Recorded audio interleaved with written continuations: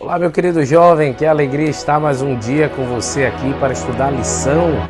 Obrigado pela sua presença, a você que está chegando novo. Lembrando que a gente está estudando esse trimestre, o livro de Tiago. Estamos ainda no capítulo 1, o verso dessa semana do 19 ao 27. Hoje já é a lição de quinta-feira, falsa dicotomia. Mas lembra que ontem a gente deixou uma atividadezinha? A rede semântica, pelo menos 4 palavras você escolher daquilo que você estudou durante a semana que tem a ver com a palavra cristianismo. Vou dizer as minhas 4, tá certo? Se você não colocou no comentário de ontem, coloque no comentário de hoje as suas 4 palavras, compartilhar aí com os amigos. Então eu coloquei primeiro coerência.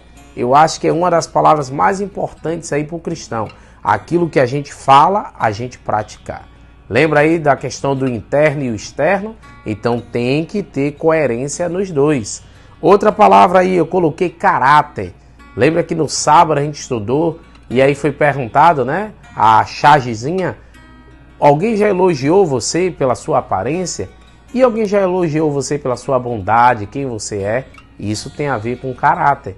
Então que a gente tenha um bom caráter. Outra palavra que eu escolhi, santificação. Deus nos convida a ser de santo como eu sou santo. Então, uma das palavras dessa semana importante tem a ver com santificação, na minha opinião. E a outra palavra, ouvir. Porque ouvir, amigos, a gente até enfatizou quando o Tiago fala de controlar a língua.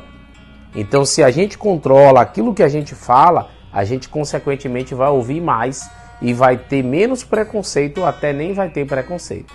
Então, minhas 4 palavras são coerência, caráter, santificação e ouvir. E as suas 4, quais são?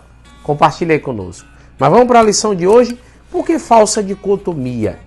Dicotomia tem a ver com conflito. As pessoas dizem que existe um conflito entre os cristãos. E qual é o conflito? É que não tem como você ministrar o mundo e ficar limpo.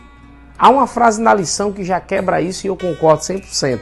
Que diz assim, ó, a vida de Jesus prova que ministrar o mundo e ficar limpo das manchas do mundo não são duas opções dicotômicas ou conflitantes. É possível sim, porque Jesus mostrou isso na prática. Lembra de Lucas 15, verso 1 e 2 que a gente leu ontem? Diz que Jesus se misturava com as pessoas, gostava de estar com os pecadores, e aí os fariseus achavam estranho Jesus comer e andar com pecadores. Mas foi o que ele mais gostou de fazer. Ele curou, ele atendeu aos necessitados, ele se misturava com as pessoas. Até tem um texto de Ellen White que ela diz assim, que é o método de Jesus, né? Ele se misturava com as pessoas, granjeava-lhe a confiança e depois dizia o quê? Segue-me. Primeiro ele criava relacionamento.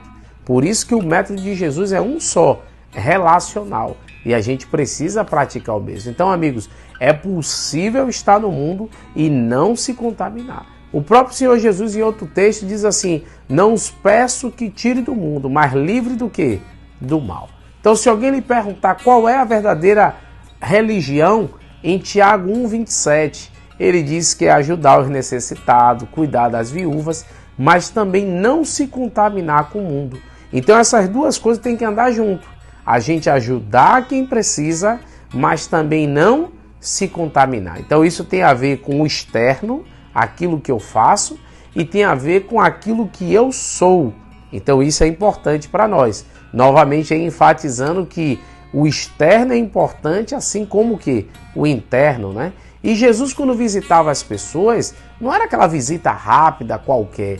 Jesus visitava para cuidar deles, ouvi-los, amá-los, e deixa essa lição para nós. Você percebe que Jesus fazia uma cura holística. Ele curava as pessoas no espiritual, no físico, no mental. Ele era um instrumento de salvação e nós também podemos ser quando seguimos os passos de Jesus. Assim deve ser a cura e a vida do crente. A reação dos líderes religiosos à sua proximidade, portanto, revela mais sobre eles mesmos do que o próprio Jesus. A gente já falou sobre isso em relação a Lucas 15, né? Eles tinham a impressão errada porque eram preconceituosos e agiam errado. Eles viviam uma dicotomia e viviam a falsa religião. Que a gente não caia no mesmo cilado, no mesmo erro. Porque o verdadeiro cristianismo, a verdadeira religião, ela traz transformação.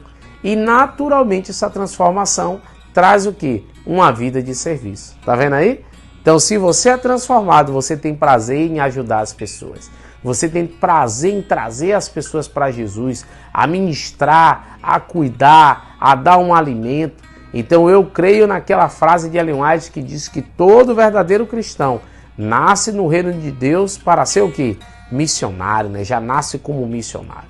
Então, se você realmente foi transformado, você precisa ter amor pelas pessoas. Se você não tem, pode ser que você ainda não foi transformado pelo Senhor Jesus. Então peça a Ele o Espírito Santo, peça ao Espírito Santo que transforme a sua vida, porque é Ele que convence do pecado, da justiça e do juízo. Então, meu querido, vive em novidade de vida, de acordo com a palavra de Deus e a vontade de Cristo Jesus. Vamos orar ao nosso Deus? Querido Deus, ó Pai, obrigado pela temática de hoje e não vivemos, Senhor, nenhum conflito, mas vivemos sobre a verdade, amamos as pessoas, cuidamos dela, mas também buscamos não se contaminar com este mundo. Ajude-nos, ó Deus, nesse processo de santificação, a cada dia abandonar a carne e ter prazer pelo espiritual, abandonar as obras de injustiça e praticar as obras de justiça. Cuida de nós, nos dá um bom dia, no nome de Cristo Jesus. Amém, Senhor. Que Deus te abençoe e guarde. Olha, estou colocando aqui alguns vídeos. Aqui tem um sermão Escolhas, que eu acho que é muito bom para a gente pensar nas escolhas que estamos fazendo. E o devocional, que já teve aí às 7 horas, eu estou colocando aqui também para que você possa assistir, tá certo? Um abração, convido os amigos para participar do canal também. Tchau, tchau, querido.